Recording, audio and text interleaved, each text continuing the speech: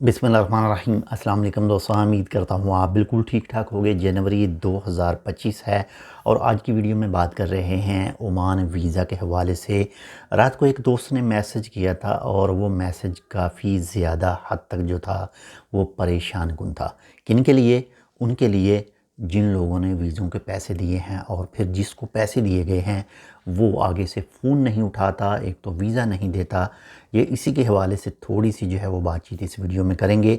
अपना भी ख्याल लाजमी रखिएगा और हमारे लिए आप इस चैनल टेक विद उर्दू को जो है सब्सक्राइब कर सकते हैं और इस वीडियो को अपने दोस्तों के साथ भी शेयर कर सकते हैं और अपने सोशल मीडिया अकाउंट में भी आप इसको शेयर कर सकते हैं।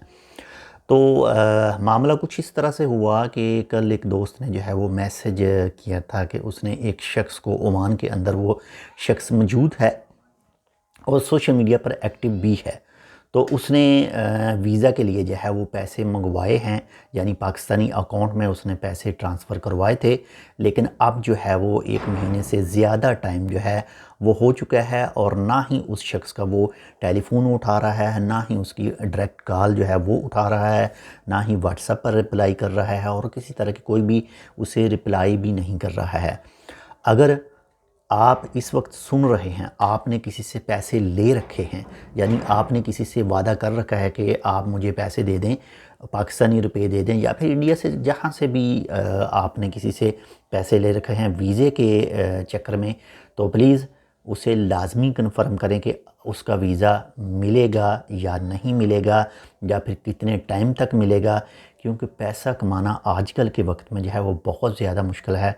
और अगर पाकिस्तान की बात करें, इंडिया की बात करें, बांग्लादेश की बात करें, जो पैसे पे करते हैं वीज़े के लिए, तो पता नहीं कहाँ कहाँ से पैसे, इस दोस्त से पैसे पकड़ कर दिए, इस दोस्त से पैसे पकड़ कर दिए, या फिर कोई चीज़ फ़रोख्त की तो उस तरीके से वो पैसे जो है वो दिए जाते हैं। वो चाहे एजेंट है आगे वीज़े वाला या फिर कोई शख्स है, तो बहुत ज़्यादा परेशानी होती है इस चीज़ में।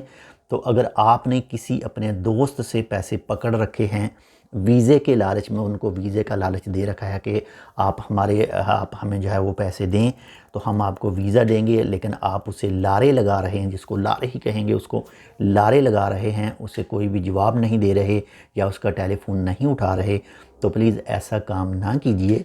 ये आपके लिए अच्छा काम नहीं है, ना ही मौजूदा सूरत हाल में और ना ही आखिरत में। तो बाकी अपना भी ख्याल रखिएगा, आपके साथ जो अटैच है उनका लाजमी ख्याल रखिएगा।